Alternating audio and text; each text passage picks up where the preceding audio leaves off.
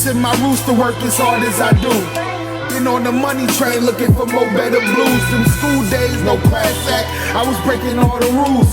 Life's a boomerang and I had nothing to lose. Another boy in the hood is how it come across. I feel like Dr. Doolittle, but the money talks. They yelling he got game, I'm not the wonder ball. This just some fresh soul food for every one of y'all. Yeah.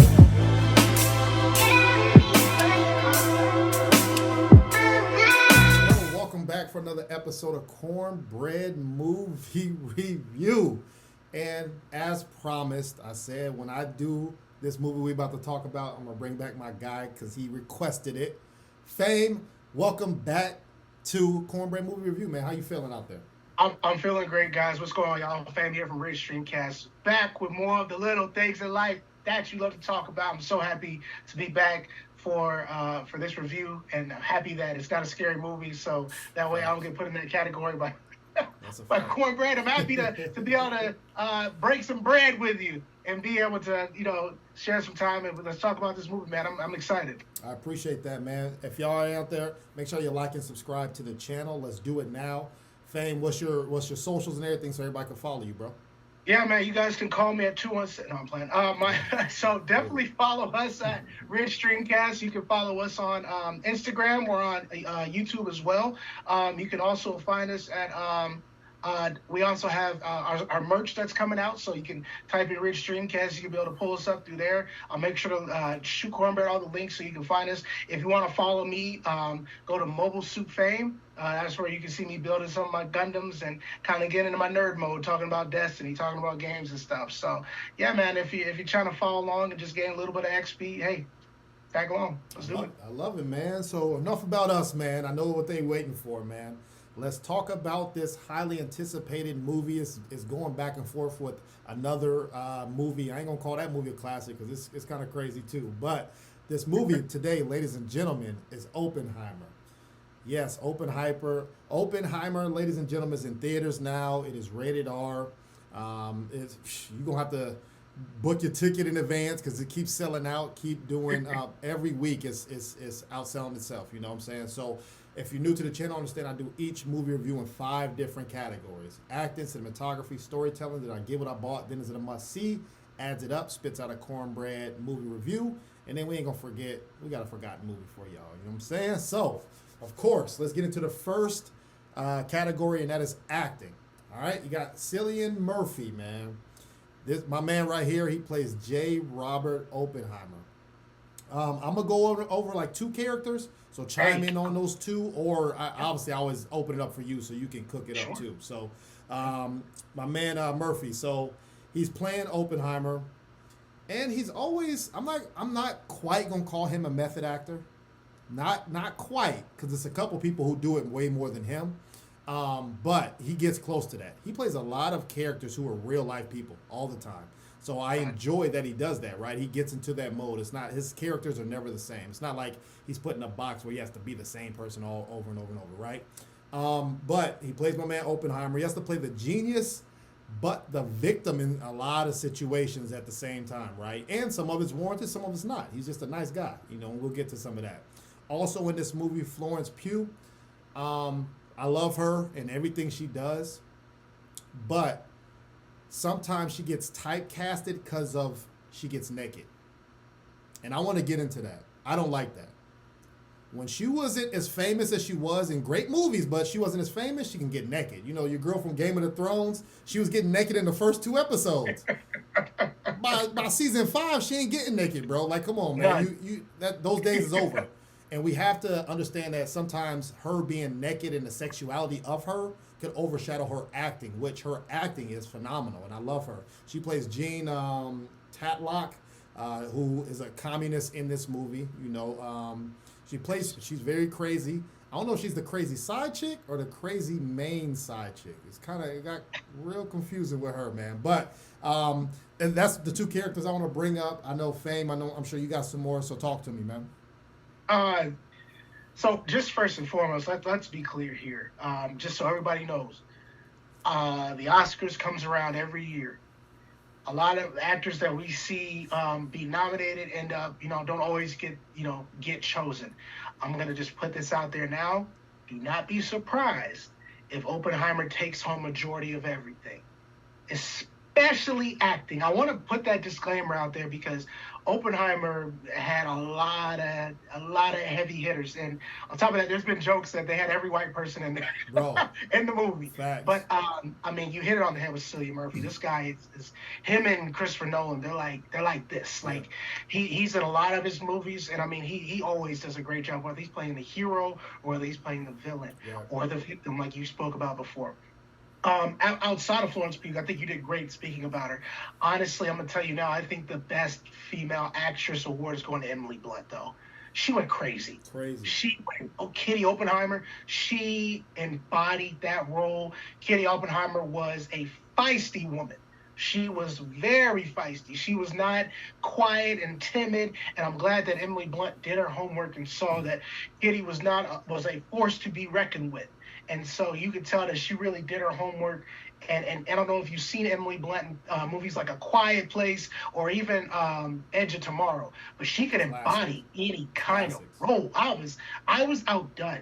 Outside of her, Robert Downey Jr., it was so great seeing him step out of the Marvel role, and I know he was happy. I did see a little bit of Tony Stark, a little bit, just a little bit. Yeah. It's just the way he gets enthusiastic. But him as Louis Strauss, amazing. I just want to point out a couple of people. There was a ton of celebrities in this movie. I'm not going over all of them, but the ones to me that stood out, definitely Matt Damon, who helped save this movie to me. Definitely Matt Damon. Casey Affleck. He had maybe 5 minutes in the movie. And I've never seen him in a role like that, but the way they talked his character up, like, and how serious he was, and how he was gonna kill all the scientists, like that was his thing. Yeah, like sure. He was intimidating. Jack Quaid's small part in the movie. Rami Malek, he played this weird guy that kept trying to get Oppenheimer to sign the thing, and then you hear him step up and speak at the end. There were so many roles in this movie.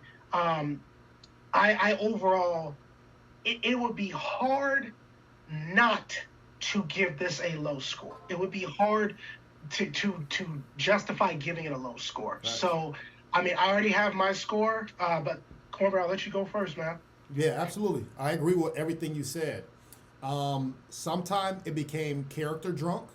I think that's one knock that hurt the movie, where everybody shined in that small period of time, right? But it's like, no, it's a couple characters that need to cook up. And they did, but they were off the screen a lot, and you get a lot of these little sub-characters. So that was the only knock that I had. And then the second thing is they're playing real people. So it will be hard for me I gave this category for them a 4.5 out of 5. If they would have got a 5 from me, as if these aren't real characters and they embodied whoever characters, they just looked at the paper and said, I'm gonna create this person. It's kind of hard for me if I gotta be you, I just stay with you for a month, copy your mannerisms and put them on screen, compared to reading how you are. You might be dead and going and stuff like that and learn from that. So for me, this category is gonna get a 4.5, but phenomenal. I agree with you. I'm sure it's gonna be a lot of co-actors getting awards, stars, everything's gonna be in this movie, but 4.5 out of 5 for me. Hey, and I can't knock you on that score. I mean, it's just like I said, it's gonna be hard to fight against this movie in the Oscars and just nominations, man. It's gonna be very hard because you had a lot of people put their everything into this movie, and on top of that, kind of like you were saying, I mean, they had to do their homework and do their best they could to portray these certain characters, and I mean. I know that, especially in this day and age where a lot of things are sensitive subjects, they tackled a very sensitive subject, a very, very controversial decision that was made. And one of the things I wanted to highlight, especially with the acting, was the announcement of the bomb going off and just the reaction to it. And I thought that seeing the masses, how they reacted versus the people that actually did it. You saw somebody throwing up. You saw people crying. And I was like, man, that's heavy. It's such a mixed bag of emotions. And so for me, I had to give it a 5 out of 5. Looking at this movie and I compare it to any other movie, it's tough to go against. So It is. I think this is one of those times we can say this is peak acting to me. This is one of those moments of peak acting. So I five love it. out of five. I'm with you, man. I appreciate that breakdown. So next category, ladies and gentlemen, is cinematography. Now, there was a lot of hype behind this. Like this movie was 3 hours long, and we're going to get into good, bad, and all that. But the budget was only $100 million, right? So we've seen a lot of movies was $300 million, $295 million that don't produce kind of what we see. But this movie was $100 million, and it was only made in 57 days. Did you know that? No. 57 days, and shot on film. One thing that it's, let's say I was going to give this movie a 3 out of 5 in cinematography. It automatically shot up points because there's no CGI. I cook up movies that is 300, the budget is 300, and it's all CGI, bro. This movie had no CGI in it, so it got so many points from me. I'll talk about, those are some of the positives. I don't want to get into the negatives till I get your point. What do you think about it, just surface level on everything? I mean, you started out just exactly with the same page I'm on. I mean, so the cinematographer for this movie, Hoyt Hoytema, this is the same guy that's been cooking with Christopher Nolan. This is the guy that did Dunkirk. He did Interstellar. He did Tenet. He worked with Nope. It's going to automatic. That quality is already up there. Yep. And it's not like he's using. Now there's certain ingredients that they use in every movie. The zoom in, the type of looking at camera type feel, great. Also, switching to black and white in certain scenes, Yep. just to kind of like capture that element. Yep. Going into the mind of the character, and you kind of feel that, and just what they're thinking, what was potentially going through their mind. Man, it was beautiful. And then watching this in IMAX as well enhanced that as well. I will say, as far as music and tonality, Ludwig was the producer, the music producer. So I don't know if you know Ludwig Göransson. We call him Ludwig. He's the GOAT. I'm gonna tell you that now. Ludwig has worked with so many artists. Y'all know Redbone by Childish Gambino. Yeah. So stay woke. Mm-hmm. That's Ludwig. I don't know if you've ever watched The Book of Boba Fett or The Mandalorian. That's Ludwig that made that. Like, Ludwig has been making hits lately. So putting him with this, I'm like, I can't give this a low score.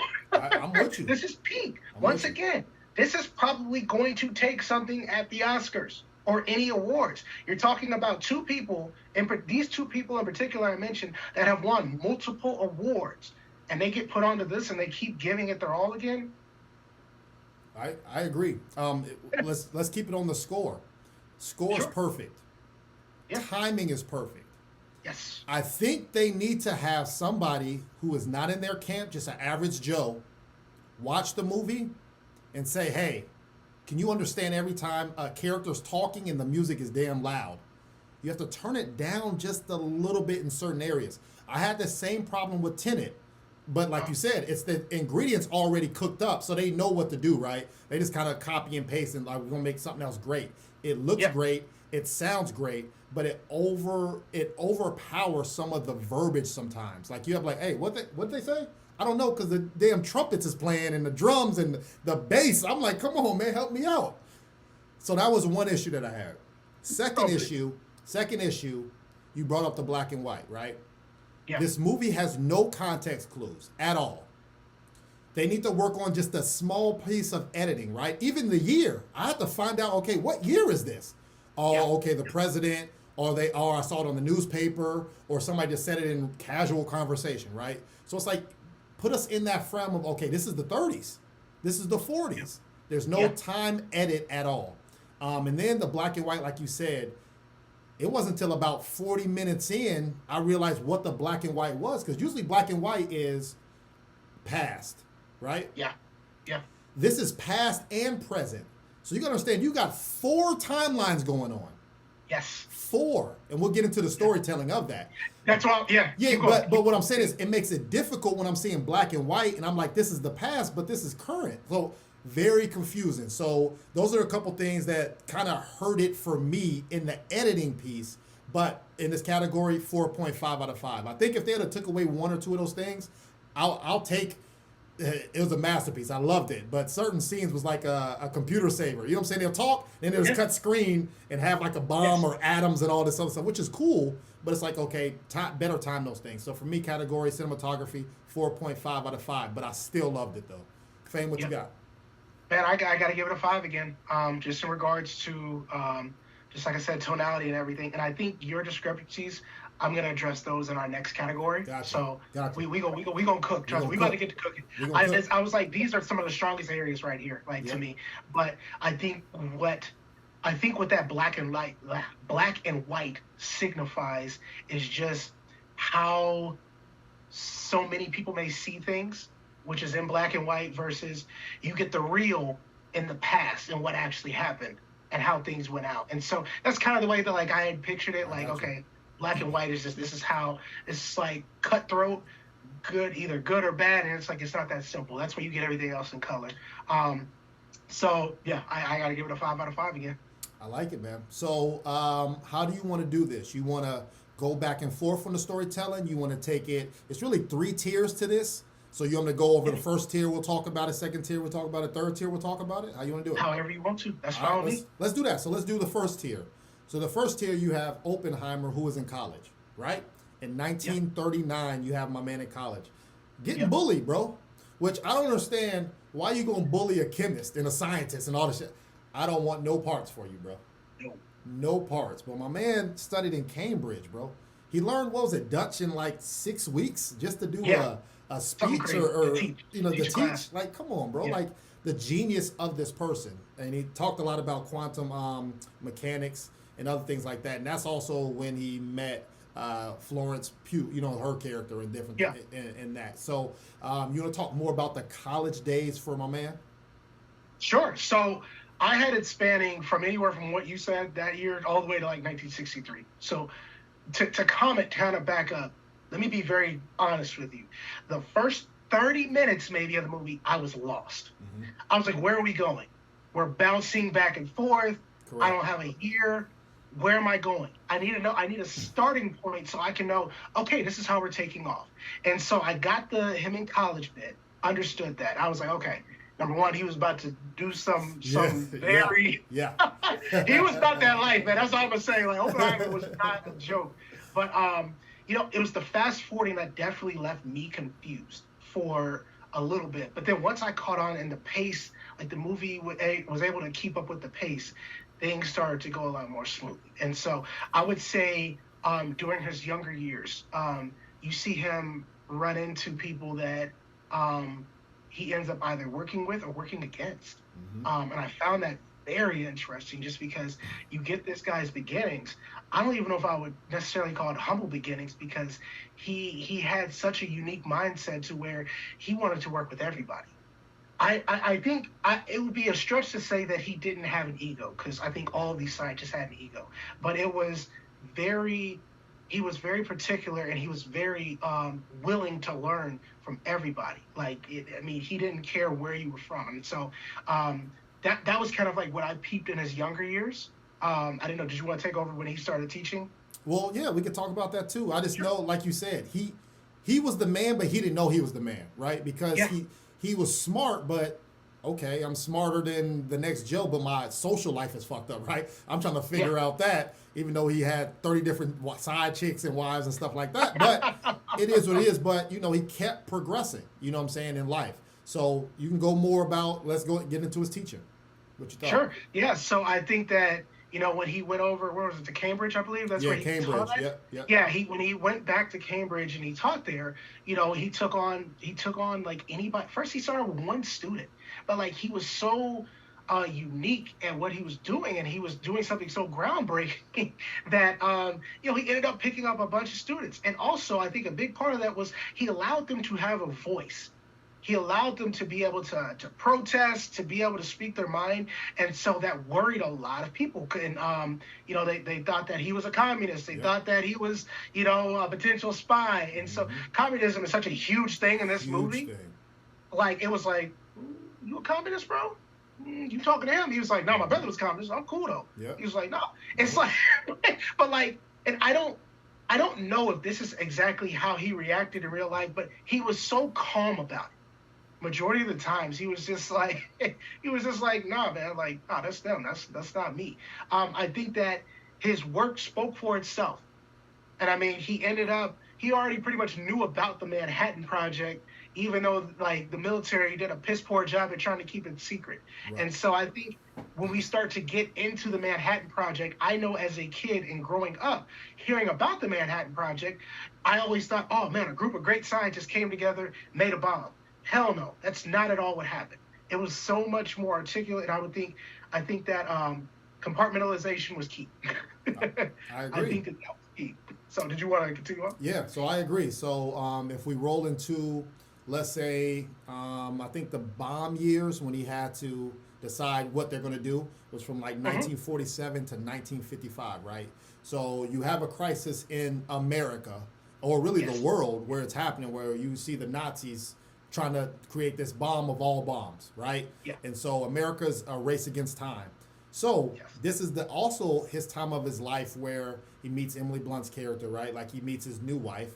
So he has the political side where Florence Pugh's character, he's going back and forth with her. He can't let her go, but he knows she's a known communist. I got to stay away from her if I can continue doing this job that America has asked me to do, right? Then you also have Emily Blunt's character. They're having a baby. They don't even want or she didn't want the baby. I'll put it that way. I'm not going to put it on my man that he didn't want it, but that's a tough conversation, bro. Postpartum, man. It's real. And that's a real thing, right? It's real. So giving up your son at the time, you're asked for this tall task, and you're leading this group of people against Nazis, bro. Like, just imagine putting him, but that's the small part we didn't get to see how, like you said, he wasn't stressed. So I wonder if he really was like that in real life, right? But he's tasked to build this city. It took him 2 months to build this city. Los Alamos? Alamos. Yeah, I think so, yeah. It's in New Mexico. It took $2 billion to make or something like that? $2 billion. Yeah, it was crazy. Yeah. And I really liked how they had 4 different cities. And it's like they treat it like a railroad track, right? Like they all meet in one area and test out this bomb theory and see if we can race to get this bomb. Now, like I said, that is the time where the movie's 3 hours. That part might be like an hour and a half of the movie, trying to, from start to finish and then making it. So you want to talk about some good and bad things and what you got from that part of the movie? Sure. I think that Matt Damon was one of the best parts of that because I felt like Matt Damon was his guide and also our guide. Right. He kept him on an even keel. I think that the reason why Oppenheimer was so attached to Florence Pugh's character was because she was hard to figure out. Yeah. She would take him, but then she hated flowers. You know what I'm saying? So it was like she was tough to figure out, and he liked that. But he liked that though, because it's like I can't let her go, but she's low key toxic. We've all been there. And I think he liked. Well, stop answering the phone then, even though I'm calling you. Like what? Yeah, bro. It was crazy. Yeah. I was like, yo, this is now. I think with Emily Blunt's character, she was something that he technically couldn't have. He wasn't supposed to have. My man's had the juice, man. But she was married 3 times before him. Yes. Yeah. He. I find, oh man, I'm not trying to go off on a tangent. Yeah. I just find that with a lot of great world leaders or even civil rights leaders or even leaders, usually there's some type of infidelity or something that's going on. Life is complicated. But anyways, it was definitely a race against time, especially because the Nazis were more of a concern than Japan. And once, I believe, was it that the atom was split, they found out a way to split the atom, everybody knew what was up. Every scientific genius knew what was coming next. Nuclear war. So I think that saying that out loud taught a lot of people in the audience, made it very aware of the audience, this is what our stakes are up against. This is why they had to do it. It wasn't they did it because they just wanted to bomb Japan. Right. No, they did it because they had to do it. And it was I don't want to get too far ahead, but it was a necessary evil. It was necessary for them to do. So I really like that we got I really like that we took the time to see all the scientists that were recruited, and instead it wasn't just we're bouncing and see, well, who is this person? Who is this person? Right. They took the time to show each scientist that was recruited. We also took the time to see how each scientist reacted to what the tall order that was being asked. And just the level of detail that went into creating a brand new society and pretty much, Shanghaiing people from across the U.S. and actually across the world to come together for this cause. So I thought that they did a really great job. That's when I was really into the movie. Like, okay, here we go. And talk about in real life, the planning for this.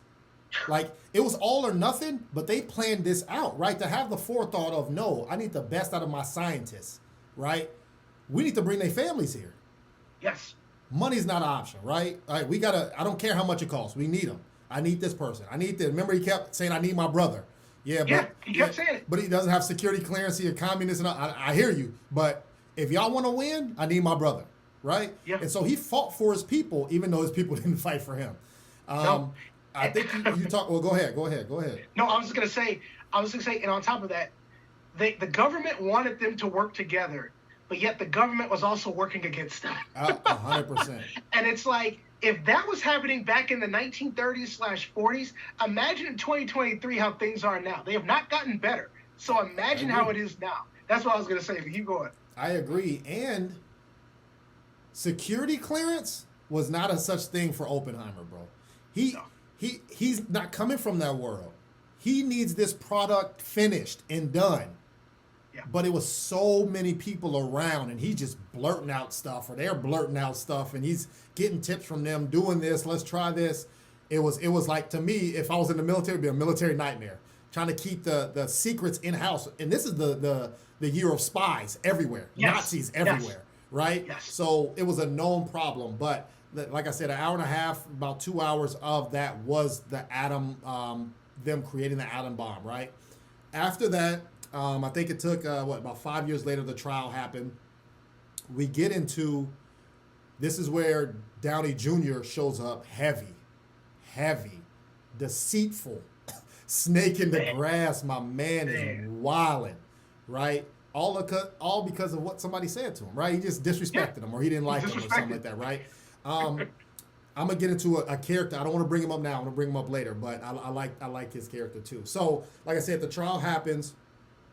A lot of spies, secret security, and they're throwing my man under the bus. It's not even like he's on trial for, let's say, killing anybody, right? Because he just created this bomb. His genius also hurt people. Yeah, so my man Downey was doing them dirty, bro. But even down to the trial was rigged, right? Like, for somebody to have that much power to say, hey, this is classified, but I'm cooking you with classified information. Your lawyer can't see it, and you can't see it, and nobody else here can see it. But what I'm telling you is correct. Like, what? Yeah. That shit makes no sense. His lawyer's like, what are we doing here? What are we doing? Like, it's like, what's going on? And man, yeah, that was pretty insane. I think, Christopher Nolan, I mean, he put it in Batman. You either die a hero or you live long enough to see yourself become a villain. And I think that, this man was glorified, and they went to him, and just the level of disrespect that not only that the U.S. government treated him with, but then also his own peers, who so many people, Judased him, just betrayed him. And it was so disheartening because, heavy is the head of the crown. Yeah. Yeah, man. So just him having to bear, this kind of great sin that nobody, I would say like the other scientists, but like namely him, because he was the head of the project. I can't think of really many other people in history that has had to bear what he's had to bear. You can't name me 5. You can't, because nobody else has been responsible for that level of destruction. Yes, I know that in this time now, everybody has access to a gun, things are we're more desensitized to violence. But back then, that level of magnitude of destruction was unheard of. Man. And so, it's so disheartening seeing how the government treated him. Also, just them pretty much actually cutting off a lot of people that did have his back. Like they blacklisted, I think, his brother. They had one of his first student working on the railroads. There was just a lot of undermining and subterfuge that the government had. He had a lot of stuff going against him. So seeing how everything turned out, that's why I said Emily Blunt's getting an award. She's taking something home. When I say she fought tooth and nail, she was an alcoholic, but she fought tooth and nail. Because damn it, I'd be an alcoholic too if I had to go through that. But she fought tooth and nail for him because she knew everything that was at stake. She knew what she signed up for, and she knew that they did not come to play fair. So I think that was one of my favorite scenes of the movie too. And you felt her pain? You felt her pain sitting on that couch, watching her husband go through the lies and the BS. Oh. And then even at the end, when the award came and my man came and tried to shake, nah, bro, I ain't shaking your hand, bro. Bro. Like we ain't. I don't forget. Who was you? I know what you did. Right. And that one hurt because Oppenheimer stuck his neck out for that guy. That's what killed me. I'm sorry, but that one hurt. I'm with you. Man. I'm with you. But I mean, that goes on today, man. That goes on today. It does. They want to be there when you, And so when the trial happened, that's why it clicked in my head. I'm like, bro, the bomb is over? Like, what are we at now? This is when I realized the movie was called Oppenheimer. Yep. It's not called Atom Bomb. It's not called nothing else. You learn about a man's life. And that's when the light bulb went off, like, okay, we're learning, because obviously the college days, now this happened and after, right? So you tell the complete story. The couple things I had a problem with, right? So it was three main things I had a problem with. Not that it was 3 hours long. I did not have a problem with that. I actually signed up for those. Let's go. I use the bathroom, get this. I can only get one refill. I'm good, right? And all these movies are starting to be 3 hours, so it's becoming normal now. Yeah. But the pacing got us through those 3 hours, and it didn't feel like 3 hours. The trial was the same as the college years. That was the problem, because that's when I got lost. Because now you're bringing in all these characters that you saw for 2 seconds, and they're bringing them back up in the trial. Hey, he's a spy. Hey, Jim is a spy. Suzanne's a spy. Who the hell is Suzanne and Jim? I saw them 2 hours ago for a half a second scene. I'm trying to keep up with the trial, and I'm invested, like you said. But the pacing was too fast at the end. It's like run a 2-minute warning for the whole football game. You can't do that. I had a problem with that. I also brought this up in cinematography, right? There's a lot of context clues that you have to follow along. So now with that pacing, you're still trying to figure out 2 scenes ago what happened, what time is it? It's still black and white. Okay, has their timelines met up yet, and all this other stuff. So I had a problem with that. Lastly, I never got that aha, we have the answer to the bomb scene at all. We tested, bomb, okay, we tested it, but it's like we didn't get here. What was the results of that small bomb, that small area? We need more of this. We need more of this. We need somebody else to solve this problem. You never got that. We test another bomb, blows up, great. How much time we got? All right, let's move to the next scene. Then the final bomb, that's amazing. That scene will go down in history, right? Like when it's just mute, you can hear a pin drop. That was terrifying. Right? Yeah. They have it, but I'm assuming they have it. I never knew if, okay, we can take this to America. It's just like, all right, pack that shit up, we out. Hold on, what's going on? Like, I don't know. So for those 3 keys, it really hurt the storytelling in totality. So for me, storytelling is going to get a 4 out of 5. I think they missed a couple things, but once again, this movie was shot in 57 days, bro. So that could have been why some of this happened, man. So Fame, that's what I got for storytelling. What you got? Hey, that was really great. We agreed on the same thing, the pacing. I just said the pacing at the beginning for me. That was like, what the hell's going on? So definitely the pacing. It was very, and I think kind of what you're talking about, where it was like, when he's on trial and they're bringing up all these people, it became a mystery movie. It was like the guy that he shook his hands with at that rally. They flash back to. It was like, who the hell is that? Yeah, do you remember Antonio? Who? What? Like, who is this guy? Like, they did that like 3 to 4 times where they would flash back to a rando dude that he spoke with, and it's like maybe that was the intention. I didn't care for that. I was just like, huh? I wanted to you touched on this in cinematography, but I wanted to bring it to here. this is a movie I want to see again with subtitles, the entire movie. I like because there are so many different accents in the movie, and the music is blaring. It is kind of tough to understand what they are saying. I know I'm not the only person. I've talked to several people about this.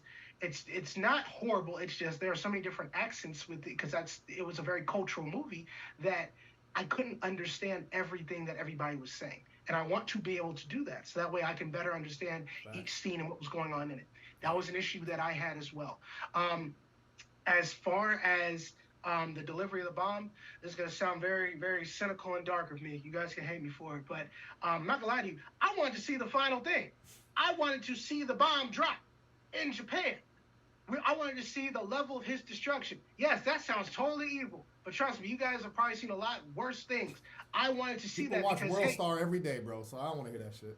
that, and also, if we're talking about the creation and destruction of two major places in Japan, I wanted to see it happen. Yeah. So that way it can kind of bring everybody, like, you can see the level of gravity. You don't got to just see through his eyes, people's faces peeling off. I wanted to see it. That way it can hit home. That it's already going to be a controversial movie. You think they're about to show this movie in Japan? They're not showing this movie in Japan. They're not showing this movie? No, they would not. You think any person from Hiroshima or Nagasaki, or come on, man, they're not going to sit here and watch this. Wow, that's how it happened. Come on, man. They're not, no. I wanted to see it. That was me personally. Call me evil, that's just me, but I gave it a 3 out of 5 overall. It's a strong 3 out of 5, y'all. But it is a 3 out of 5. Hey, I'm with you, man. So appreciate that. Next category, ladies and gentlemen. Did I get what I bought? Now, this movie is a drama thriller. It was selling out for multiple weeks. I remember when people had to buy tickets on that Sunday or Monday just for Thursday and Friday, right? So it's a hot ticket. I'm sure ticket prices went up for this because they knew they were selling it out. You're going to see it in IMAX or the 3Ds or whatever, your biggest theater and wherever you're watching this review from, right? So the ticket was about $15, $20 minimum from what I saw. So it's a high ticket price, but for me, it was worth it. Now, I also brought this up. This movie isn't about the atom bomb. You're going to see some great stuff, a lot of science talk and different things like that, which I enjoy because I want to be in there. I want to sit down and listen. I want to sit at the dinner table and just hear them talk, right? Because I would be confused, but I'm trying to enlighten myself. Yeah. You get a little bit of that. Even they try to break down the atoms and all this other stuff, right? I'm following, but it's the whole movie isn't for that. It's everybody can watch this, different education ranges, and you can still get this movie. Also, a lot of politics back in the day, bro. This was 1930s and up. A lot of politics. I also want to bring up, bro, there's one black guy in the movie. I thought I saw two. I thought I saw you and me in there. I thought I saw two. You talking about the security guard, right? No. I saw the guy that was at the pep rally towards the end. I saw him. That's the only person I saw. Who's the other one? There was like a military dude. He was he was like security or something. Right. I saw two. I counted, bro. I'm like, ethnic diversity. Let's go. Who hell, bro? Let's go. And they told. Everybody, yeah. And I'm glad you brought up like the skin peeling off. They even had a quick conversation of what is this atom bomb doing to us being this close, right? Even the female was like, I might not be able to have kids because I'm right here right now. So that's great to put us in that time frame of how serious these chemicals and atoms and gamma rays and everything that's going on, how serious it was, man. So for me, did I get what I bought? I'm going to say a 4.5 out of 5. I was highly impressed. What I sat down for, I got, because I actually got more, because I thought this movie was just about the atom bomb. So what you got, fam? I think that I paid a good amount. I got some pizza. I got some Skittles, soda. I think I peed like 4 times throughout the movie. People were getting up. It was nuts, man. It was nuts. But changing my Marvel / scary movie brain to a drama based, like I said, partial mystery, Nolan film mind. I got what I paid for, man. For the most part, I would say I got what I paid for. I mean, all of his movies are usually very unique and astounding. And I always wait. So me personally, I usually wait before I watch any of his films. I waited at least 3 to 4 years before I watched Interstellar, purposely, because I liked for the hype to die down. But I am such a World War II person, just with anything revolved around it and stuff of that nature.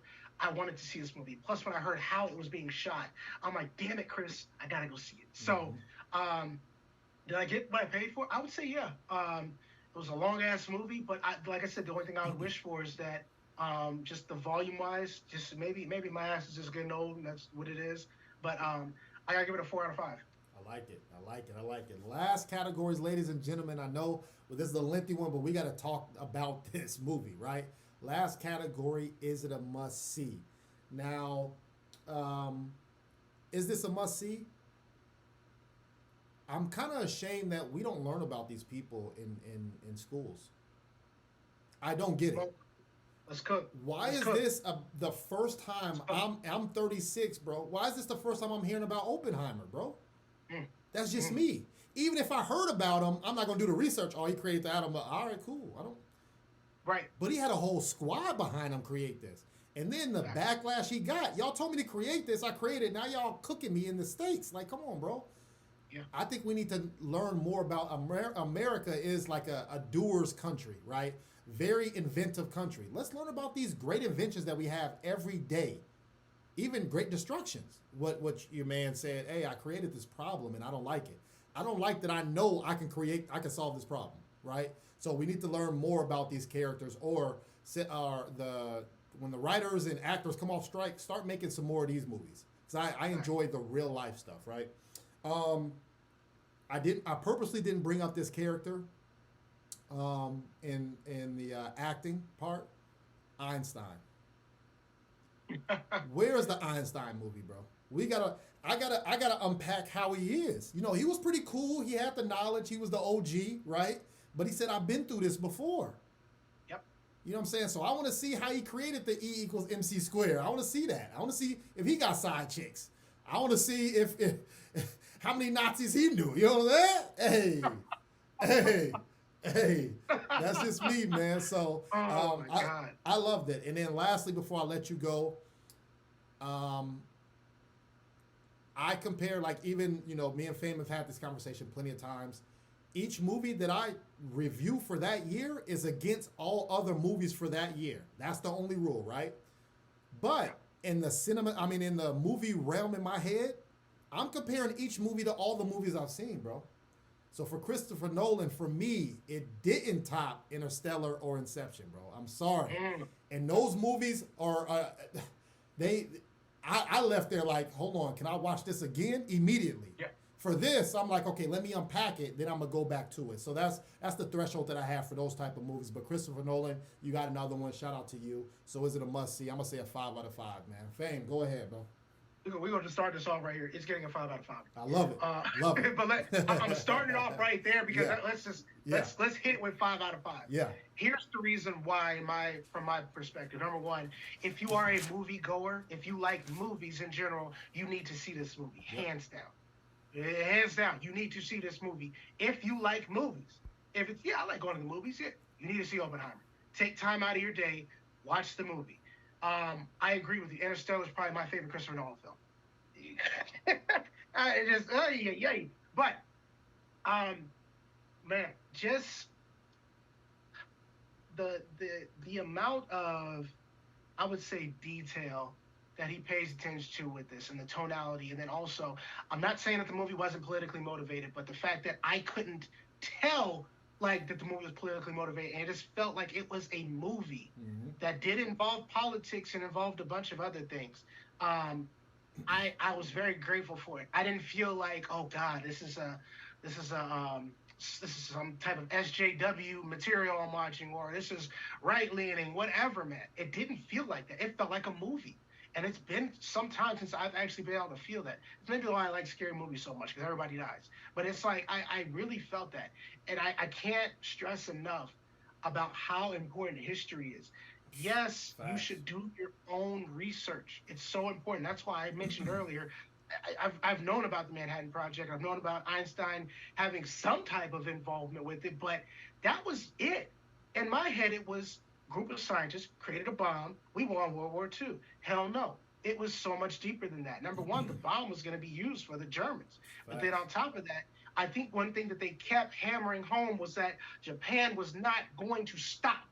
And I love Matt Damon's line where he's like, we'll just keep dropping it on them until they get it. We'll keep dropping it on them. Like, that way they get it. And it's like, damn, like, that's tough, bro. Like, to make that decision, talking about they didn't have to show the scene where they strategized where they were going to drop the bomb at. Hey, we're not going to drop it here. There's too many national landmarks right here. Like, it's not just war is war. It's like their strategy was everything. And that could have been us, bro. Bro, I think the level of intelligence that you saw with how these scientists were talking about the type of bomb they were going to create, all the way to listening to the president talk, and you get to see, like, this guy's an idiot. He doesn't understand what we've just done.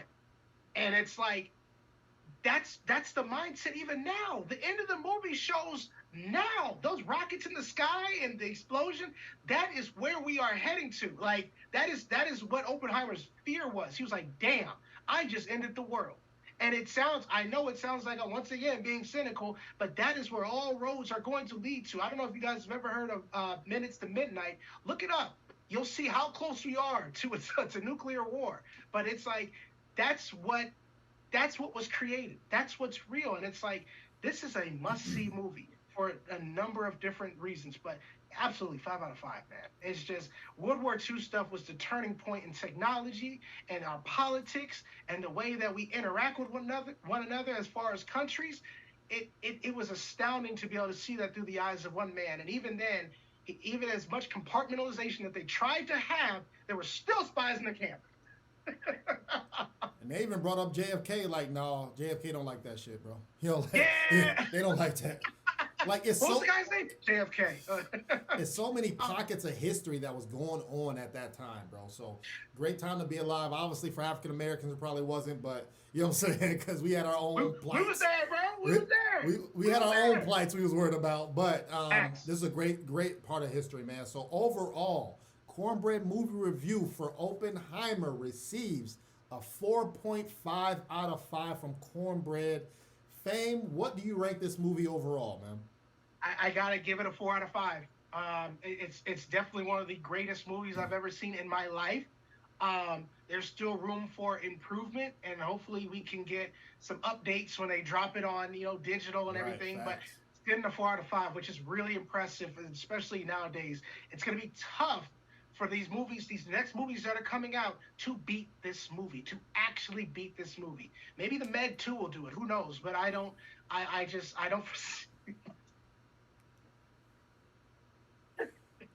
I was doing good, wasn't I? I was doing good, wasn't I? We're about to end this.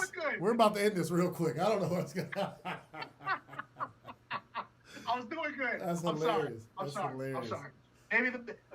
Baby, but still, I just get and it's gonna make it hard to score any other movie. I agree, and I appreciate you breaking down this movie, bro. This is what we do in the Cornbread movie review. If anybody want to come on, any of my subscribers want to come on, and we can talk about it.